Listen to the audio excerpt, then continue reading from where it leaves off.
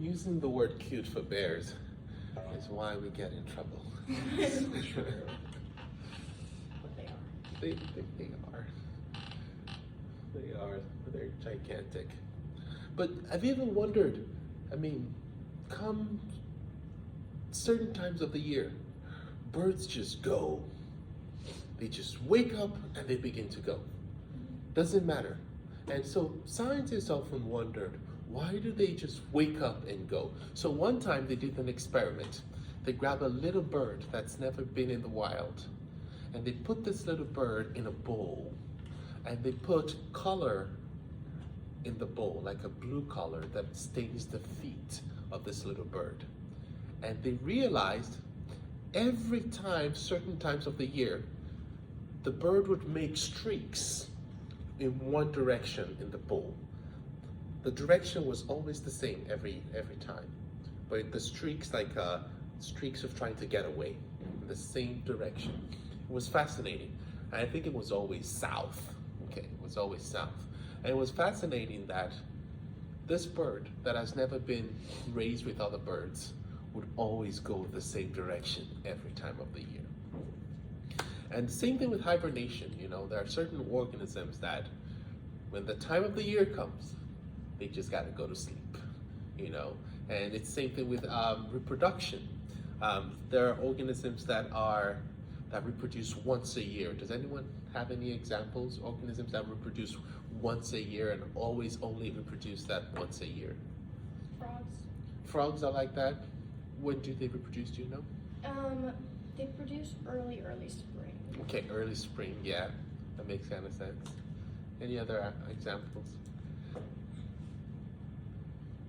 A lot of horses too are like a once a year thing.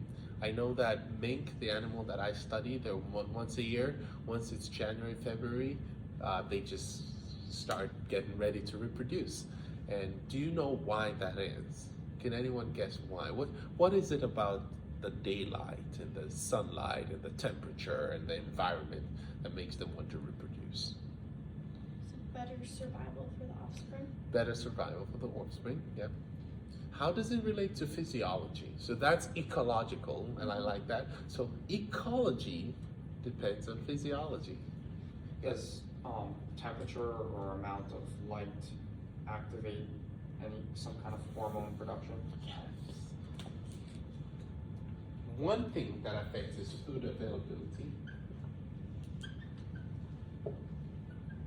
Food is huge. There's gotta be food. Food for the mama means food for the babies, okay? Temperature is also important. Try raising your kids in winter. It's a hard time to raise babies. But summer, look at all that salmon in the Alaskan rivers, right? Great time to raise babies because we also have fish. But most importantly, light. Light is very important. There are certain nuclei in our brains and in the brains of animals. These nuclei, they receive, that's the sun. These nuclei are able to sense the sunlight, the change in sunlight. And when they sense the change in sunlight, they send information through the body, and they're like, hey, time of the year is right. And if the time of the year is right, let's go ahead and reproduce. Hormones such as prolactin, estrogen, progesterone, these hormones are changing. The change in these hormones are often dependent on a bigger hormone, melatonin. Melatonin is usually produced in the pineal gland, somewhere here. Melatonin. Okay, now, if you understand melatonin, when is melatonin produced? What time of the day? When it's getting dark. When it's getting dark. So what happens when you have 16-hour nights? It's a lot of melatonin. you produce a lot of melatonin. Are you very functional when you've got 18-hour darkness? You're not. Animals don't like that either. Many of them. Many of them look at 18 hours of dark and they're like, I don't want to raise my babies when we've got only 18 hours of dark. I want to raise my babies when we've got 18 hours of daylight, where we can hunt for food and search. Now, some animals have the exact opposite. They want 18 hours of darkness because that's what helps them survive. So, the ability of our brains to produce melatonin depends directly on light. Okay? Light changes. So this is called seasonal reproduction.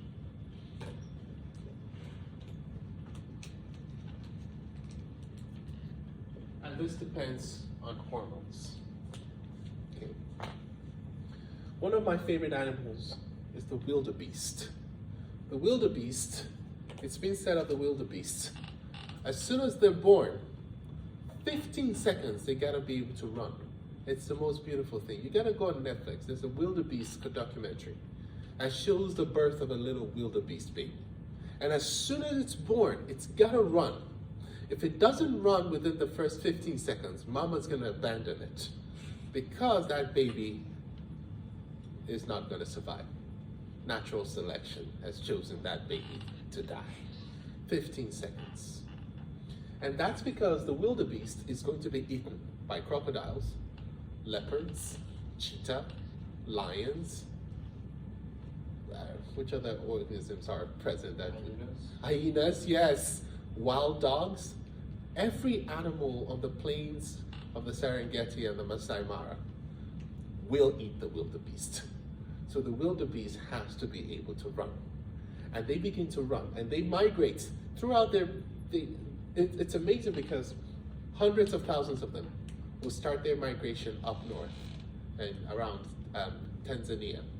And they will migrate downwards all the way to the Serengeti and then migrate back upwards. That migration, all those animals we just mentioned, they're all waiting for that migration to happen. That's when they eat. In fact, the crocodiles that are present in the Masai Mara River, they eat once a year. And that meal is the wildebeest they're waiting for. Once a year. They might eat if there's other things, but they just eat once a year. They just go dormant for the next 11 months of the year. But that 1 or 2 months, that's when they eat. And the migration of that wildebeest migration, it's hormone based. They're waiting for lights, they're waiting for reproduction. They reproduce early in the year, they migrate during the summer, and they make this journey every year. And this journey helps the entire survival of that ecosystem. And this journey can be attributed to hormones. I love the study of hormones, yes. This is kind of unrelated to hormones, but wildebeest, are they an antelope? Or like what? Because they always reminded me of like a weird skinny cow. But I think they would be part of that family. Okay. I think it would be part of that family, that deer family, that antelope family. Okay. Yes. They're very big and powerful, but I don't even know if they realize their power. But they're fast. There's a video I saw yesterday of a wildebeest running away from lions. It was incredible. They're fast, they jump, they kick, but unfortunately for them, they're also necessary for the survival of the entire ecosystem. During the crossing of the Mara River, have you guys seen that video of the crossing of the Mara River? Oh, we gotta watch it. It's tense. It's pretty tense. I'm just gonna see if I can find one video. If I can't, it's okay. They're the ones who run in circles to protect their young, right? Yes.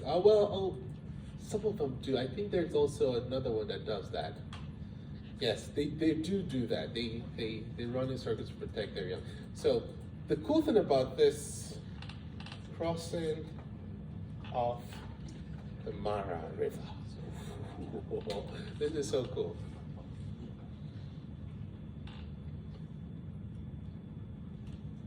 Let's see, this one's got 17 million views. The Great Migration. I get distracted. Have you considered going solar? Whenever I talk about or afraid of the hormones, future? I get really distracted. I apologize. move. The Great Migration has begun. Over 1 million wildebeest will make their way up from the Serengeti to the Mara. They are following the rains in search of greener pastures. Zebras also come along for the journey. But once they reach the Mara River, tensions are high. The zebra and wildebeest nervously line the banks of the river. They know there's crocodiles down there waiting for them. Eventually, a few zebra approach the water intending to cross. But any movement in the river, even from hippos, can send them right back up the bank to where they started. The wildebeest are slow to enter the water, and for good reason. A croc is patrolling this area.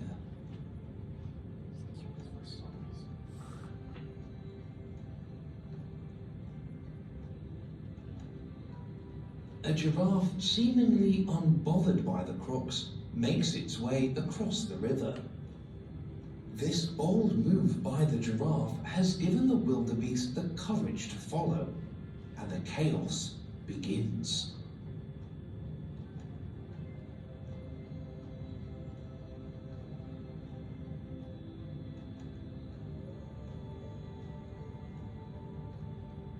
And they must cross the river every year. They don't have a choice.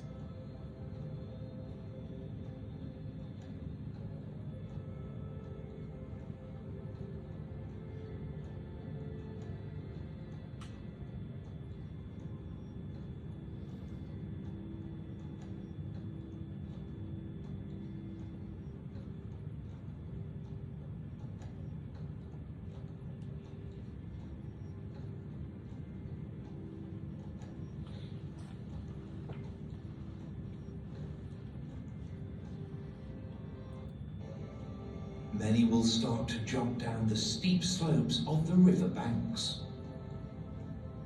This can be potentially fatal to the wildebeest, as a broken leg could mean life or death.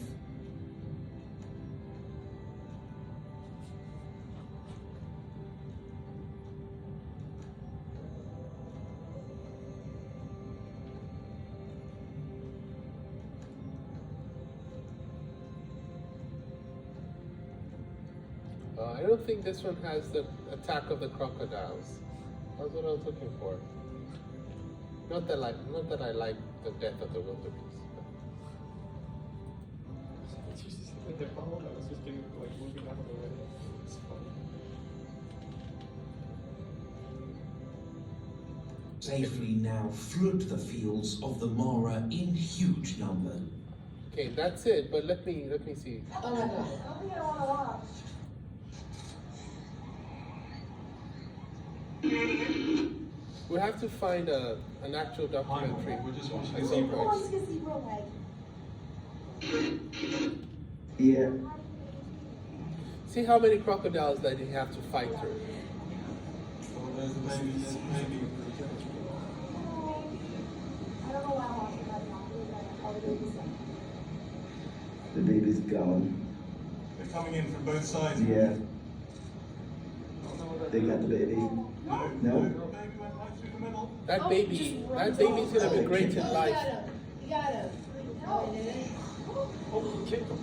Look at them twisting here, guys. They're not getting them. How is this possible? They will. Oh, he just went through. He went right over that crocodile. Look at that leg in the mouth.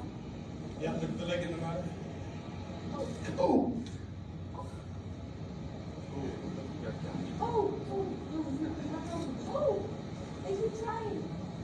Oh, that one's gone. No, oh my god, they're going. The commentary is so funny. These are those mouse. These zebras are pros. They're fast. Have you ever not just think that you're not a zebra? Yes. Or, I mean, life in the wild is just ridiculous. It's just, but there's a real good documentary about it. But the point I'm trying to make is hormones are so powerful. They drive migration, they drive hibernation. And think about it. Hormones are so powerful, they drive us humans also. I mean, there are so many things we blame hormones on. For instance, if you're in a relationship, and this doesn't always happen to women, so I'm trying to stay away from the stereotype. There are some times that you're like, you know what, husband? Deal with it. I'm having a moment. I'm going through certain things. And yes, do I want to behave better? No, I will not behave better because hormones are at work. And that's okay. We all sort of accept that generality that when hormones are at work, you just have to accept this. Same thing. You're a guy. You know, you're having a moment. You're punching walls. And your, wife and kids are like, you know what, Daddy's having one of those days. Let's just avoid him, Could we behave better? Yes, we can. Do we want to behave better? No, because hormones are at work. And that's the power of hormones. I think it's just one of those things where we sort of understand. So, another thing hormones affect is this. Why does the doctor tell you to take certain drugs at certain times of the day? Anyone ever had this situation? The doctor says, I want you to take a drug at certain time of the day. Has it got to do with like Circadian rhythm, yes. There are certain hormones there are certain drugs. If you choose to take them at your time of the day, you're not going to have the effect that you want. And it's not even there's no option with this. And sometimes we do it here in our lab, and there are certain times that we do what we call a dose response experiment, where we give estrogen at certain doses, and we give it at a certain dose. And we realize that unless we give this particular dose of estrogen, we're not going to see the effect that we want. There is no really short girl here, but I've had, in my bigger classes, I asked this question about girls, and I asked them, when did you see your at what age did you have your first period? And you would often find out that girls that had their first period very early, they're usually shorter. And girls that have their period a little later, they get a little taller. It's not always the way, but I had one class where the shortest girl was the only one that answered and said she had her period very early. And it's just to tell you the power of hormones, that can anyone guess why having a very early period can make you shorter? Because it starts for women, it starts the puberty process, which we don't grow after that. It starts a puberty process, which is limited, right? There's an end to the puberty process, right? Yeah. How about specifically, what in the puberty process does it start?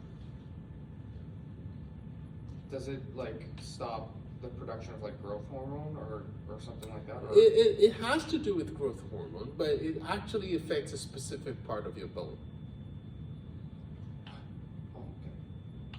So like, does it like stop the epiphyseal plate, like turn? It targets the epiphyseal plate. Ossifies those, Yes. The moment you have that first period, what happens? The epiphyseal plate starts going from cartilage to bone.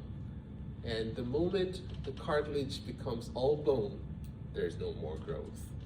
Okay? And that's the power of hormones. It's to illustrate once hormones get into action, things start to change in our bodies. Okay? So for males, it's just that happens later, because I know there's a lot of guys who get growth spurts like in college. So. Yeah, guys can grow a little longer than girls can. Guys can usually grow till about 25. Most of them stop growing at about 21, but if you see a young man who's 6 feet tall and at 25 he's now 6'2", that's completely understandable. Most girls will stop growing at about 16, 17, or 18.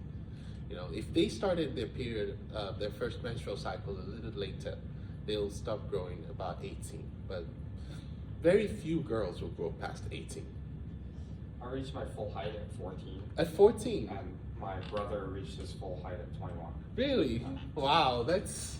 He was 6'2", and at 21 he grew a whole inch. And he was 6'3". Wow, that's actually kind of interesting because you guys are same family. Yeah, and at our pace of growth, like it seemed that I would actually eventually pass him up because of how fast I grew in my early teens. Yeah.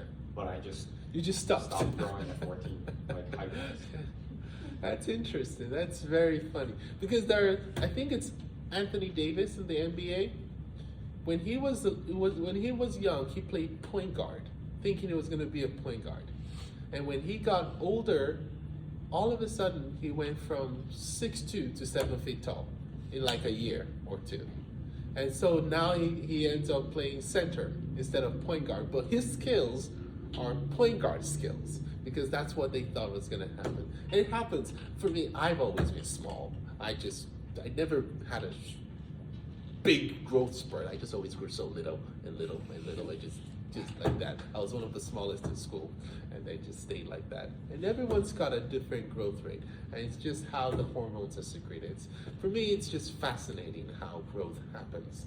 And this is growth hormone secretion. Growth hormone is highest at noon, and then at midnight. So if a doctor is giving you a medicine that's gonna allow you to grow, when do they want to give it to you? When do they want you to take it? Sometimes it's going to be at noon and at midnight. And you've probably heard this before. They said, let your baby sleep. Let them sleep through the night.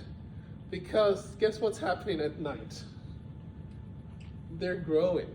So if you got a baby that doesn't want to sleep, tell them, we got to get you to sleep, okay? So that you can grow, okay? And so it's just really cool. Hormones also serve as what we call endocrine disruptors. Anyone ever heard of this term? Endocrine disruptors. These are everywhere. They've become a big deal. They're a big deal because we've become more technologically advanced. We've done better with some endocrine disruptors, and we've done worse with some endocrine disruptors. One that we've done really good with is bisphenol A. Plastic bottles from back in the day had a lot of bisphenol A. Bisphenol A can affect, especially males, it can have a lot of effects in males, causing hermaphroditism, that's a word, in males. And so we've changed a lot. Now we don't even use plastic a lot. We all know, who's got what's that fancy bottle people carry around these days? The O.O.S, whatever, or the Stanley Cup? Stanley Cups. Those things are expensive. My Stanley wife Cups won. are already out of. They're out of going fashion? out or whatever. Yeah, Really? They're being replaced By what? by these O.O.S bottles. I don't know. I just see everyone getting them. You What's know an what I'm talking O.O.S about? bottle? It's wild. I don't know. Is that an Awala bottle? Huh? What's that? I have no idea. This thing is so old. Here's the logo. I don't know what an Awala bottle is. I don't think it's this. Stanley Cups are about $50 now, aren't they? My wife wanted a Stanley Cup, and I'm like, we can't afford a Stanley Cup. Isn't, I think I remember reading somewhere that bisphenol A is also in like receipts, like the receipt paper. Ooh, I didn't know that. I'm not surprised though. Because I know didn't that there was something about like it could reduce testosterone. Yes. Body. Bisphenol A, man. And there's a lot we've taken. I didn't know that. I'm going to look into that. But there's a lot that's gone into us that sometimes we wonder. As a scientist, I've come to appreciate that over time, our environment, our communities, our population changes.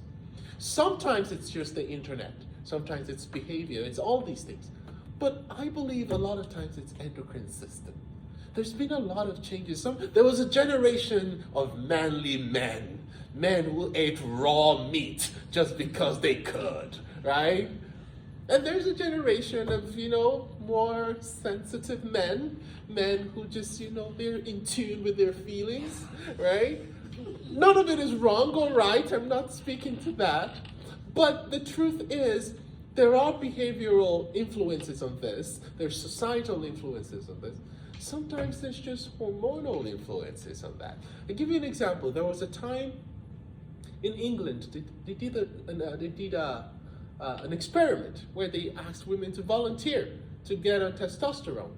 And so some women got on testosterone, and my goodness, they said the women were wild and just brutish, and they just wanted to rip something apart. It's a drug. It's a powerful drug. Now imagine generations of just women on testosterone. Okay? Imagine generation of men on estrogen. What's gonna happen? It's gonna have effect over time. And even though we may not want to explore it as a society, I think as scientists we ought to explore what's going on. And natural selection also might actually, say, okay, there are times where the world needs manly men who are going to go to war, right? We haven't had war, at least not in this part of the world. Maybe a selection for testosterone-related traits hasn't been selected for, but there was a time where that was favorable, okay? Bisphenol A tends to act like a hormone, and so it goes into your body, and instead of testosterone having its effect, bisphenol A replaces testosterone, and it's able to have an effect on the same receptors that testosterone is able to have an effect on, okay? And it's changing a lot of things. If you go to many parts of the world, endocrine disruptors are changing amphibians. Why do you think amphibians are particularly susceptible to endocrine disruptors? Joshua? Is it due to like the changes in like the water that they live in? That's one. That's the main reason. The water they live in. Why does the water have an effect on them? Is it because they're like cutaneous respiration? Cutaneous, their skin. They're able to absorb things through their skin. And so we have to metabolize, we've got to ingest. They don't have to ingest for them to be exposed to a lot of these things. And we also have a lot of drugs that we take that are not fully metabolized. And so when they come out, when we pee them out and they go into the waters, what happens? They are coming out as drugs that are able to influence fish, and they're able to influence amphibians, and they're able to influence us, Men are developing, and this is an old condition that's been around for a long time. This is called gynecomastia, and gynecomastia is when men develop overgrown breast tissue. And so these are some things that are caused by endocrine disruptors. I did one of my final presentations in grad school was on endocrine disruptors and their effects on the society. And apart from the effects they're having on us humans, they're having way more effect on wildlife than they are on humans. Something worth thinking about or researching if you are wildlife students. So yes, sir? I was just gonna say, so do these endocrine disruptors, so they're able to bind with the same receptors that the actual hormones would, but do they have an effect, or did they simply just block the correct hormone and stop them from having an effect? Both.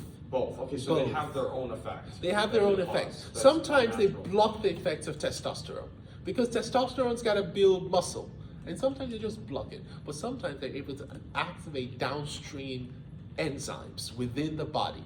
An example, and I'm glad you brought me back to it. Example is soy. Have you ever heard, and anyone ever heard that? Oh, if you're a dude, don't take too much soy. Ever heard that? Soy has what we call phytoestrogens, okay? Phytoestrogens are just plant estrogens.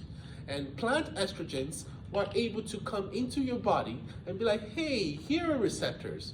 I'm going to bind to receptors.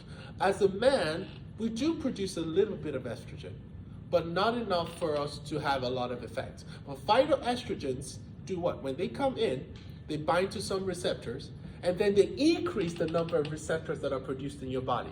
And so now they have more doors to open. And so as a man, you're taking in plenty of soy. What happens?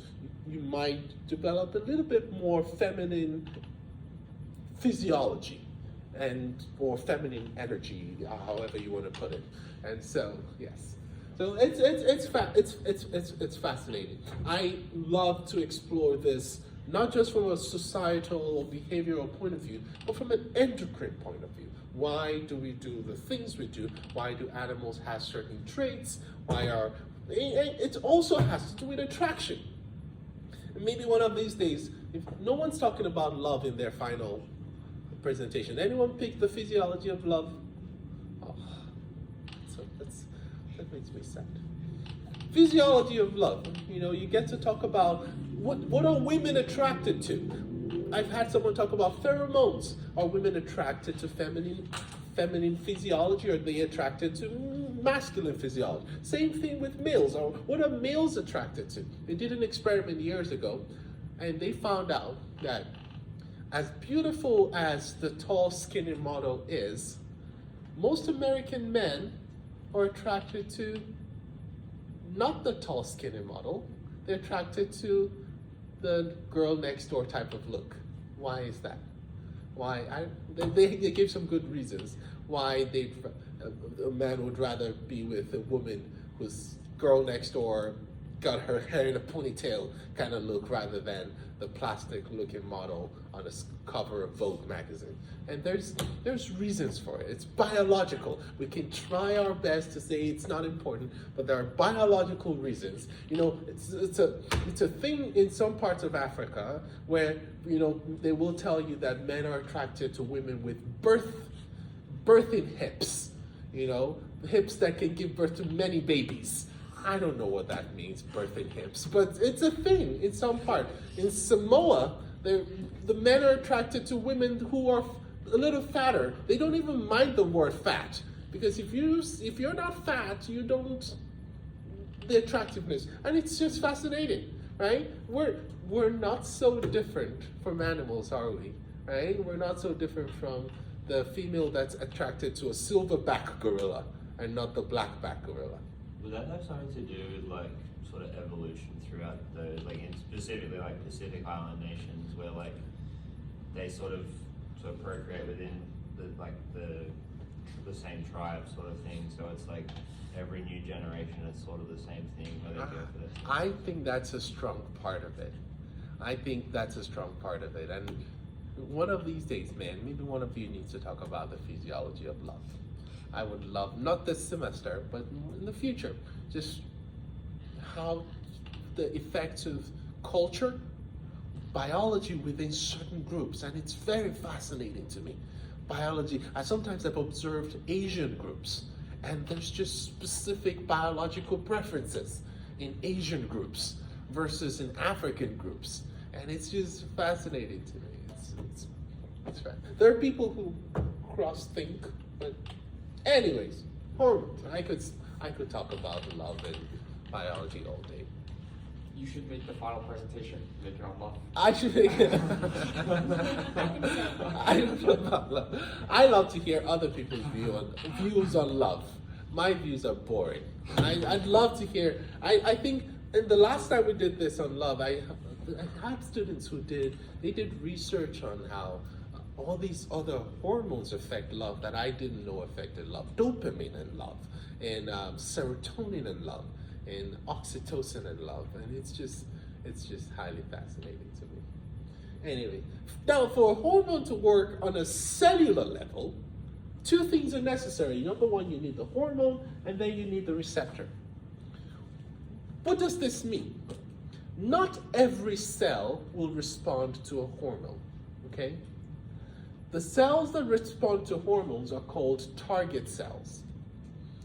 And these cells, the reason they're target cells is because they have receptors. Receptors are doors that open within a cell. They open the cell to the effects of a hormone. Okay, so you've got a secreting cell and you have a target cell. And for instance, many of us will have, some of you are addicted to coffee. Who's addicted to coffee? I know you are addicted to coffee. Yes, some of you are addicted to coffee. And if you're addicted to coffee, it is more likely that you have way more receptors for coffee than someone that's not addicted to coffee. Okay? You've got all these other target cells. You know, maybe, you know, I know Grace is kind of a healthy runner, doesn't drink too much coffee, right? Here and there. You know, if I took a map of Grace's brain, for instance, I'd see a healthy amount of receptors. But if I took a map of Brianna's brain, oh my goodness. it would light up with so many receptors waiting to be fed with caffeine. Okay? Yes, sir. Did you say that that's where like addiction comes from? In terms of like, there's more target cells for that specific thing, so you're more likely to do it more. There's more target cells, and the reason we have more target cells is because you've created hungry cells. Okay? At some point, you had normal amount of cells and normal amount of receptors on those cells. And then you gave a little bit more caffeine, and a little bit more caffeine, and a little bit more caffeine. And every time you give more caffeine, what happens? More receptors are being built. And more receptors are waiting for more caffeine. It's the same thing with love. Oh, back to love. See, if you ever wonder why you're addicted to your husband, Grace, the reason you're addicted to your husband is because every time you see him, you've created more receptors in that brain, and your brain is hungry for love. Your brain's looking for it. And it's the same thing. It's the reason you're not addicted to the other guy who walks down the street. There are no receptors in your brain hungry for that person. And it's just fascinating. Yes, sir. Does that mean that like external stimuli as well, like stuff that isn't like Yes. that can happen? And it's the reason why you don't want to take a lot of exogenous hormones. You got to be careful what you take. If you're taking external testosterone or steroids, ooh, you're creating a problem. You're creating a big problem because now your body has a pathway. If this is you, let's say this is somebody, right? This is somebody. Your body has a pathway for feeding the cells of the body. Now, if you take an exogenous hormone, what happens to this pathway?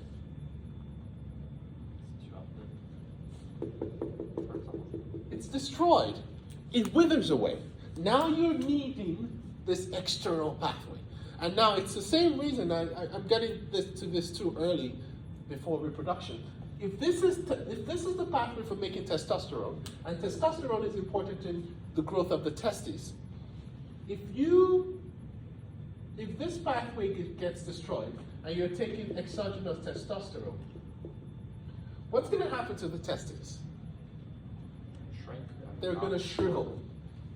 Now these are going to grow big because these are peripheral, right? But this is going to shrink. And it's going to get destroyed because you've destroyed the internal pathway. Hormones are very, very curious because that internal pathway is necessary for what we call hypertrophy, right? You guys have heard of hypertrophy or hyperplasia. The internal pathway is responsible for that. And it's not just about testes. It's the same thing with adrenal glands. It's the same thing with anything that has to do with hormone from the internal pathway. We're going to talk about that. Major endocrine organs: hypothalamus, pituitary gland, thyroid gland, parathyroid gland, adrenal gland, pancreas, ovaries, testes. Let's do a quick game. Hypothalamus. Kylie, what hormones are made in the hypothalamus? Give me one. That's a hard question. Hypothalamus is probably the hardest here. I'll go with ovary. Let's start with ovary. What does ovary do? What hormones are made by ovaries? I'm going to have a matching question that asks you to give me the hormones made by each. Ovaries. Do you know the hormones made by the ovaries? You do. Starts with an E. Estrogen? Yes! Estrogen and progesterone. There's others. There's relaxin, there's inhibin. But estrogen and progesterone are the main ones. Testes. Brianna. Testosterone. Testosterone. Pancreas. Mr. Crandall. Pancreas. Hormone. Insulin. Insulin. And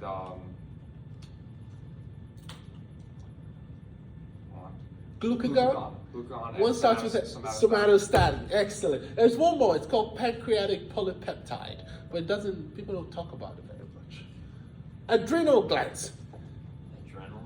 Adrenaline? Oh, no. Yes. Adrenal glands. I was thinking of something else. Yes, you're correct. Adrenaline, or what do Americans call it? Adrenal glands. Adrenaline, also known as norepinephrine, or noradrenaline, also known as norepinephrine. There's more. There's one very important one, starts with a C. Cortisol. Cortisol. And there's another one, starts with an A.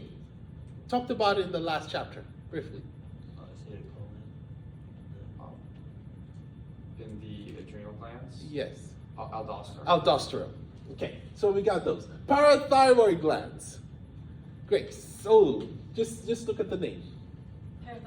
Parathyroid hormone. Parathyroid hormone. Excellent. Thyroid gland. Back to you, Kylie.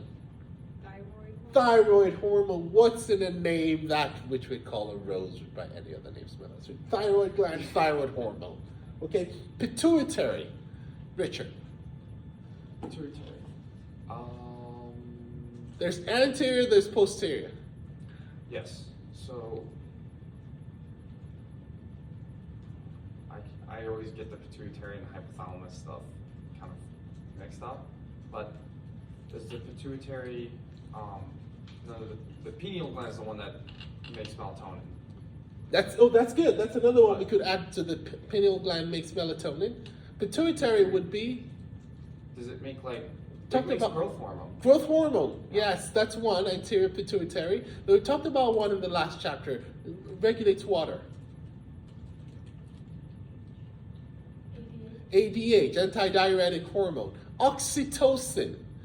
Any hormone that has the word stimulating in it. FSH, follicle stimulating hormone. LH, thyroid stimulating hormone. All of those are made by the pituitary. Hypothalamus makes any hormone that has the word releasing in it. Okay? Releasing. Yes, sir. I think it's GABA one of them as well. GABA. GABA. GABA's made by hypothalamus. It's one of those made by hypothalamus. And GABA's made in many neurons, mostly neurons anywhere in the brain. It's an inhibiting hormone, or I shouldn't say hormone. Neurohormone is the right word. Well, anything that has releasing in it, those are hypothalamic hormones. When we come next week, on Friday, we're going to talk about negative feedback and positive feedback and feed-forward system. I'm going to regrade your assignment, but one person, and I'm not going to call the person's name, but the person know who he is, said a feed-forward system is a positive feedback system. A feed-forward system is not always necessarily a positive feedback system, okay? But I want you to, we'll give examples of these when we see on Friday. All right. And we'll listen to Grace talk about camels. Oh, that's exciting. Let's show up to support Grace on her camels are exciting. Thank you.